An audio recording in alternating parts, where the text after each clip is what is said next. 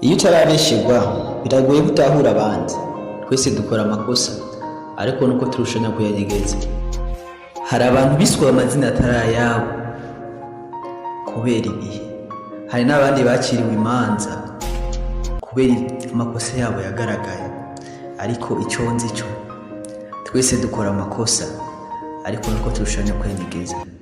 Uriya gucira urubanza nawe afise ibyo yakoze, uriya gucira urubanza nawe afise ibyo agenderamo. Ntukihute kwambara umwambaro w'ubucamanza mu gihe ubonye umugenzi cyangwa undi muntu aguye mu makosa, kuko nawe ejo ibyawe byagaragara bikaja habona. Hari abagaragara nk'abamarayika mu maso yacu kubera tutazi ivyabo, hariho n'abandi bagaragara nk'amashitani mu maso yacu kubera tuzi ivyabo, ariko ukuri ni nta mweranda uri ngaha ku isi. Icari icyo cyo cyose ku mugenzi wawe zucungura urimo, kuko ntawamenya iby'ejo canke ntawumenya ingene buca.